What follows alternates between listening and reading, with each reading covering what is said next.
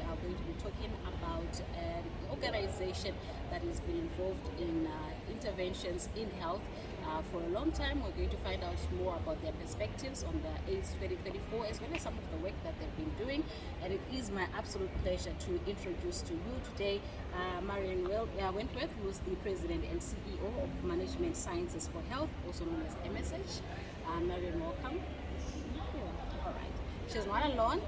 We also have Sarah Konopkan, who is the Technical Director of Infectious Diseases and Cluster Lead for HIV and AIDS. That's a whole lot of words to say that she's very experienced in issues of HIV and AIDS and other health systems. Thank you so much for joining us. Thank you so much.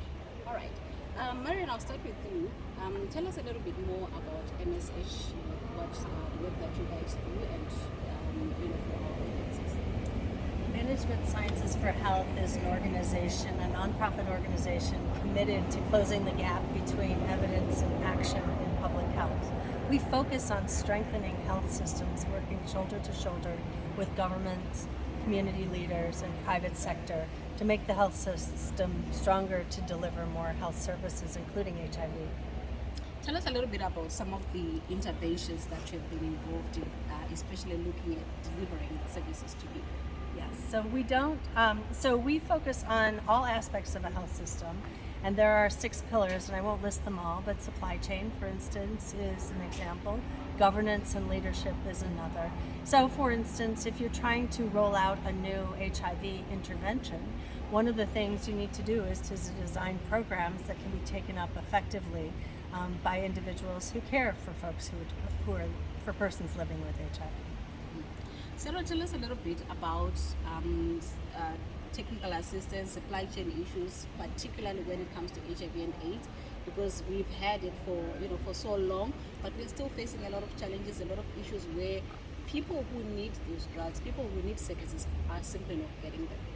Yeah, no, that's absolutely right. I think as Marion was saying, we know that in order to deliver strong programs, you need strong health systems. So if a person is going into a health facility and they want to get tested for HIV, you need test kits. You need someone who can counsel them through that, who can talk to them to understand their motivations, why they want to know their status, what they plan to do if it's a positive result, what they plan to do if it's a negative result, and patients need that support.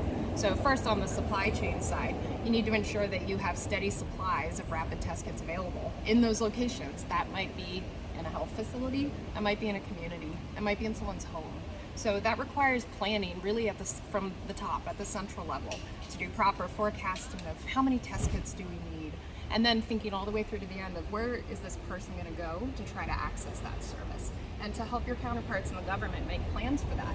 So from procuring the right products, ensuring that they're safe, they're quality assured, so you can be confident in the results that you get, to helping to plan where we're going to store them, where the warehouses are, how we're going to get them from those warehouses to the health facility, to the community, into the hand of that person who's going to take that test, and make sure they're supported throughout the process and getting the results.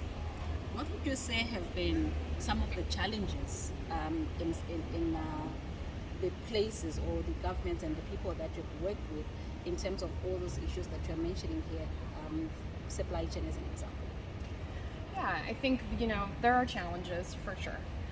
There's some very basic sort of management logistical challenges.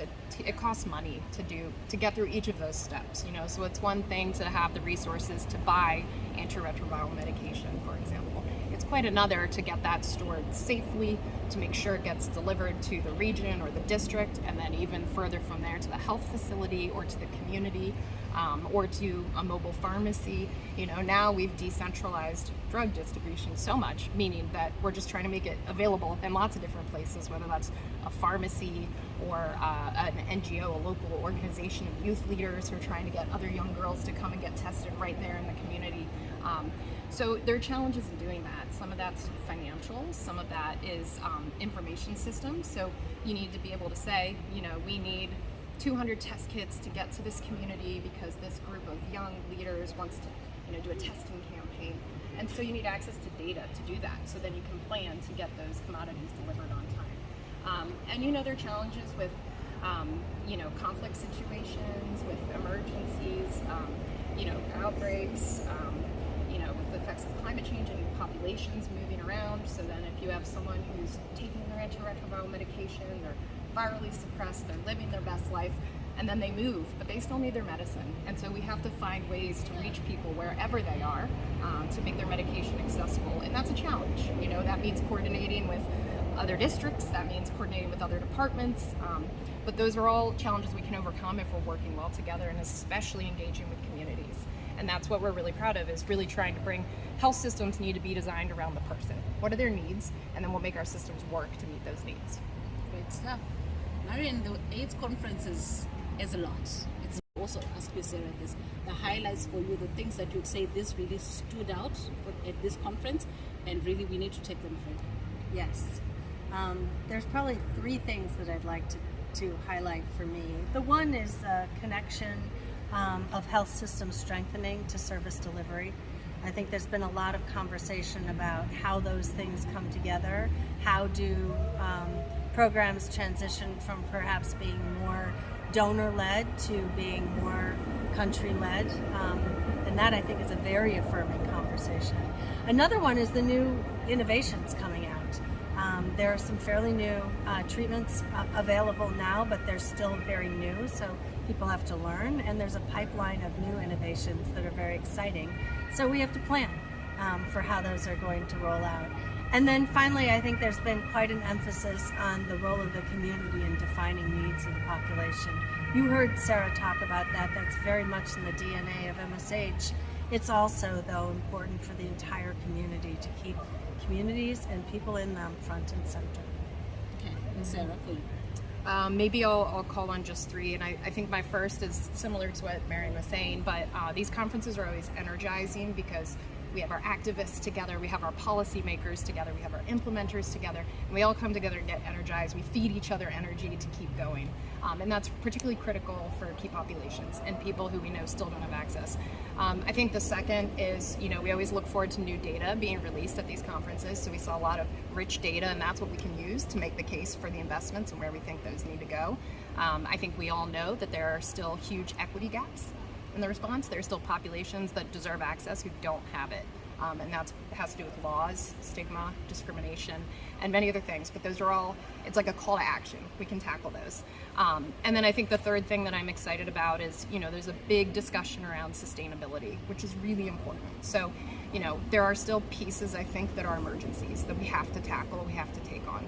But it's also really important now that we're all working together to think long term. So we have populations of people living with HIV who have access to safe, affordable, and reliable medicine. And they're going to need those for a long time. They're going to have kids, they're going to have grandkids, and we want them to be healthy for as long as they want to be. We want them to have rich, fulfilling lives. And so that means we need to plan for comprehensive, person-centered services that we all deserve, so we can be treated for, whatever our health needs are over the course of our life. So I think it's exciting that we're talking about sustainability and what that looks like within the context of integrated services that meet all of our health needs. We talk about local leadership, and we as an organization are really committed to really digging into defining what that means. You can say local leadership, but where are we actually seeing governments and communities take the reins and say, this is where we want investments to go. This is how we want to spend our money. And we've seen time and time again that when their efforts are aligned with their national health sector strategy, their national vision for the reforms they're trying to make, whether that's devolving services, to the regions, to the districts, when those things are aligned, you're more likely to see them be successful. So I'm going to give you each a chance to give us your final remarks, especially around the issues that came out of the conference, and your words to advocates, governments, and everyone when it comes to AIDS 2024, the messages that we want to take forward. I think that what we are doing in the medical community, the implementation community, and the advocacy community is we're bringing stakeholders that don't necessarily have a common vocabulary together to try and really take HIV off the map. That's what we want to do. And we've gone so far since the 1980s when we were first naming the disease, and we have so far to go, but I think we can do it together. Yeah, I think that's right. I think it's important.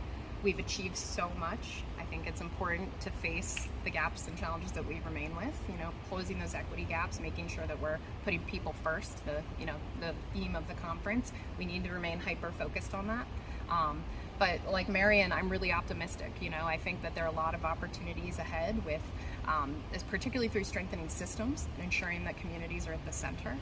And so I think if we continue to be inclusive and listen, I think we can change some mindsets and behaviors and engage in new ways to drive progress.